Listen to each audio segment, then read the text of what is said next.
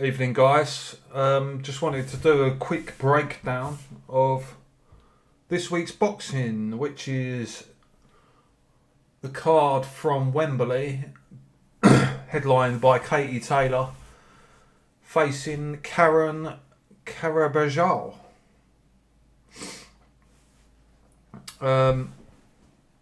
Bit of a nothing fight, in my opinion, but I'll start at the bottom and move to the top, and then give you my prediction of each fight as I see it going through the card. You got Jordan Reynolds on the undercard. He's obviously going to be. He's not even got an opponent announced yet, so I don't imagine that's going to be too much of a competitive fight. Next on the card is Thomas Whitaker Hart versus Mickey Ellison. This is for the Central Area light heavyweight title, I believe. Thomas Whitaker Hart is obviously Tony Bellew's. I don't know if it's Tony Bellew's manager, I think, but it's for the Central Area title. From what I've seen of Whitaker Hart, he looks like he probably could go up at least to British level. I don't know Mickey Ellison, I'll be honest. I'm not sure if he is the current title holder of the Central Area, but if he is, he's got a few losses. I expect Whitaker Hart to come through this pretty well and pretty much unscathed, just judging purely off of a record of someone that I don't know in Mickey Ellison. Next up, we've got John Hedges. Again, opponent's not on Matchroom's website, which means it's not going to be a competitive fight. I believe it's going to be easy work, I assume. So we'll skip straight over that one. I could say the same about the next guy on the card, but to be honest, the whole reason that this card has probably sold out Wembley Arena is because of this next guy, who's probably done 4,000 tickets for this fight. Again, there's no opponent showing on Matchroom's website, but I don't imagine it to be much of a competitive fight. It's more of the Johnny Fisher Roadshow, where he's sort of just selling out places based on the amount of tickets that he does, and he doesn't really, and rightfully so, he's not taking massive steps up yet. He's still young, still got a lot of learning fights, and to be honest, at his level in his career and with his background in boxing, I know he's sparred some good people and stuff, but at this level, there's nothing wrong with these slow step up fights until you're ready to go for titles, whether that's,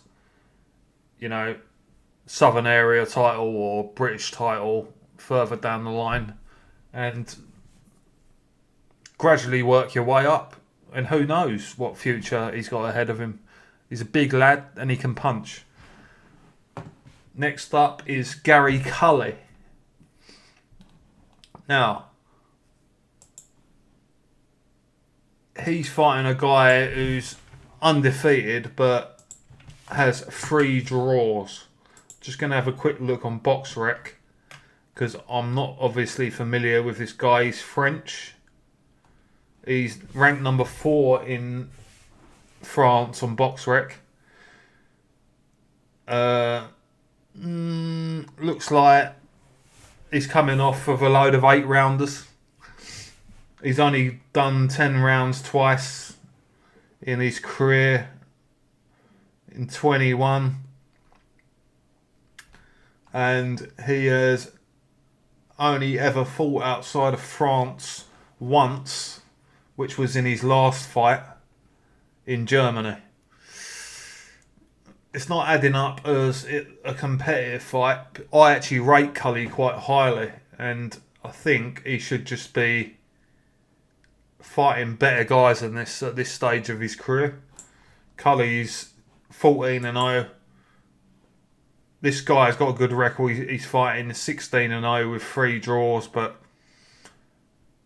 I expect him to be levels above. When you see the fight he had against Miguel Vasquez and how some other prospects, or I don't know if you can call them prospects, you know, people like O'Hara Davis and Lewis Ritson really struggled and arguably lost against Vasquez, and Cully got him out of there in 5 rounds. So I don't expect it to be too much of a competitive fight, this one.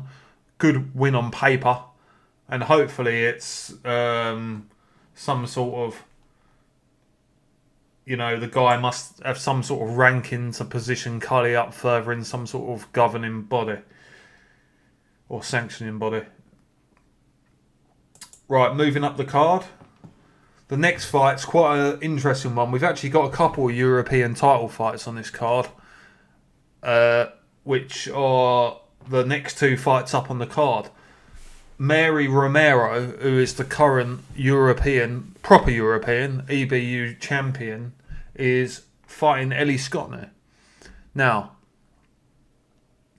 I quite like this fight because we've seen Mary Romero beat English prospect in Amy Timlin before.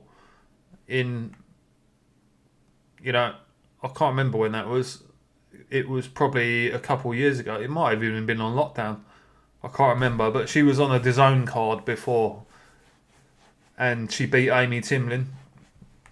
That being said, I do rate Ellie Scotney very highly, and I think she's probably will end up a world champion. I think they've moved her quite well. She's taken some decent fights for this stage in her career. And this seems like another decent step up in opposition. Mary Romero's lost a couple of times, but she's not a pushover.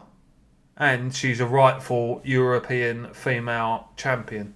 So I quite like the fight. I expect Scotney to get the job done. I expect her to win down the line. I believe it's a 10-round fight. Being for a European title, it should be in the female game.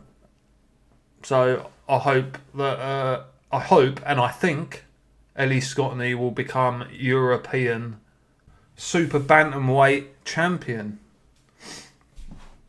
What we got next?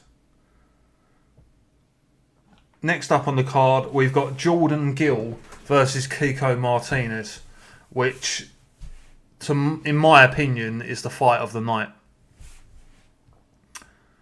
Martinez, unbelievably, is a former 5-time European champion, and he's challenging Jordan Gill for Jordan Gill's European title, EBU title.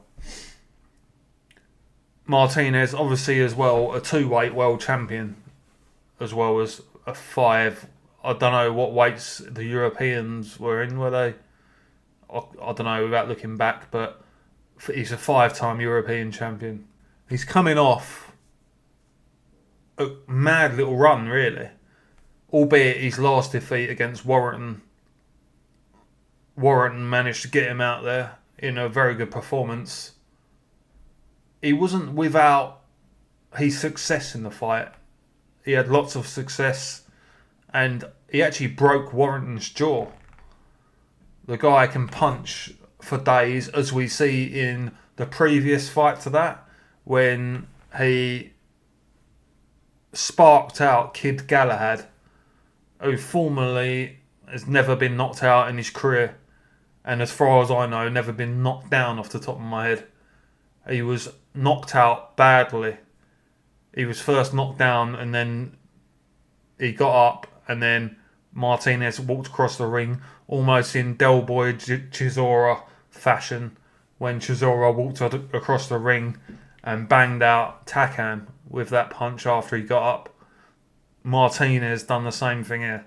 Walked across the ring, bang, lights out. Good night, Kid Galahad. That was one of the major upsets in boxing, but It's from a dangerous bloke, a very dangerous bloke. If there's one thing about Kiko Martinez that you know he's still going to have, is that dig that he's got. That's not gone anywhere. I think Jordan Gill's looked like a very smart boxer in his career so far, albeit he's coming off a couple of strange fights. The fight before last, I forget who he fought now. Yeah, that's it. Castillo. Now, there was a clash of heads in that fight, and Jordan Gill suffered a bad cut on top of his head, which stopped the fight, and it went to the cards. And I believe it was too early in the fight to declare a winner on the cards, so it was given a technical draw. And then he had a fight after that, which, to be honest, albeit it was for the European title, you sort of expected that he would come through that fight at the time. I know I did anyway. But he didn't look good in it at all. He was hurt so many times, and he was getting beaten up, really, for the majority of the fight. It was against Gurphy. For the European title. He was taking a beating in that fight. And then, all of a sudden, I think it was... the 5th round, was it? No, sorry, it was a lot later. It was the 9th round. He throws a punch off the ropes and he hits Gurphy. Now, Gurphy takes the punch and carries on going to Gill on the ropes. And Gill throws almost exactly the same punch and lands clean on Gurphy's chin and knocks him out. It is one of the best comeback knockouts I've seen in recent times in boxing. It had me jumping out of my seat. Brilliant, brilliant punch. Right, now we move on. Sorry, I have to give you a prediction for that fight. I think it's going to be a close fight. I expect Jordan Gill to go through a few big storms in the fight. I expect him to be hurt a couple of times. I expect Martinez to be coming forward. I expect it to be a bull and a matador fight. Jordan Gill's got to keep it long. He's got to use his jab, 1-2, 1-2, keep it long. Martinez is going to come forward all night. A bit like the Zelfa Barrett fight. He's got a box like Zelfa did and try and keep his distance and try and edge out a clean boxing performance. I expect Martinez to close the distance. I expect him to hurt Gill. I expect Gill to maybe even go down in the fight, but to ultimately rally to a controversial or very close, could go either way, points decision that will probably go Jordan Gill's way. That's how I see that fight going. Right, moving on to the main event. We have Katie Taylor fighting her mandatory challenger. I don't know what belt. Is it the IBF? I can't remember now. But it's her mandatory challenger. Another one. Another pointless fight in my opinion. There's so many big fights out there for Katie Taylor. Why she keeps on fighting these mandatories, I will never know. Nobody cares if she has to drop a belt. She's been undisputed for, about 7 fights now in a row. People know that she is the number one in the division. If not, the people that people were saying could have been the number one or might have been the number one, like Amanda Serrano when they fought. Why not run that back straight away? Why have this mandatory challenge fight in between? There's massive money fights out there for Katie Taylor, and she's not getting no younger. I believe she's 36 now. I think her best days are already behind her. another 6-month or 4-month training camp, a fight, and then another 4-month training camp and a fight. At this stage in her career, she should be having the big money fights, one eye after the other. So many good fights out there for her, and this was just a bit of a letdown to me. And I'm not really looking forward to the main event in any way, shape, or form, because I just look at it straight away and my eyes glass over, and I just see Katie Taylor unanimous decision over 10 rounds, like almost like completely wide, 190, something like that. What fights have we got out there for in a minute? You've got the winner of Chantel Cameron versus Jessa McCaskill. And you had, even before they've made this fight, which is happening next week or whatever, she could have fought either girl again. They're both world champions. And I'm sure that her being the cash cow of the division, or the cash cow of female boxing, I'm sure even McCaskill or Cameron would have preferred to fight Katie Taylor. She could have fought either of them. She could be fighting, or scheduling wise, it doesn't add up very well, but maybe for a next fight, why not fight Michaela Mayer or Alicia Baumgardner? I don't know, and I ain't bothered who you all think won that fight. Both fights are brilliant fights for her. I know that they have to come up a weight, but they're both big at the weight, and they're both good, interesting fights, and you've got people that are following their story now after that epic build-up to their fight with each other. I know Baumgardner wants to go after Undisputed, but I'm sure if she was offered the Katie Taylor fight, she would want to go for that, because guess what? That's for the Undisputed title as well, at the division above, and she will think she could probably beat Katie Taylor at this stage of her career. Another fight I'd love to see, why not run it back for the third time with Delphine Persoon? I've seen 2 fights there, and to be honest, she definitely lost one of them, and the second fight was razor close again. She's got that style, and they've got that style together, which will always be a competitive fight. Speaking of rematches, what happened to fighting Serrano? If she ain't fighting her because of all this drama between Eddie Hearn and Jake Paul, where they're suing each other and all this, then she should be having a serious word and wondering why she's losing out on millions of pounds because of a problem with her promoter and Serrano's promoter. I'd have liked to see that fight straight back. Immediate rematch. It was close enough probably to warrant one. Anyway, I'll give you my prediction if I haven't already. I have already, I know, but I'm sticking with Taylor, unanimous decision, 10 rounds. And to be honest, if the girl wins a round off her, from what I've seen of the limited footage I've seen, I will be disappointed with Katie Taylor's performance, because Katie Taylor is levels above this girl. This girl's never fought outside of Argentina.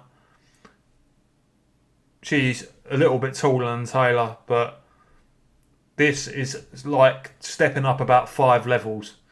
And to be honest, I expect Taylor's work rate to get an easy points decision, if not a mid to late round stoppage. Wouldn't shock me at all, but I'd put my money on points. That's my fault for this card, guys. Enjoy the boxing the weekend, and I'll speak to you next time.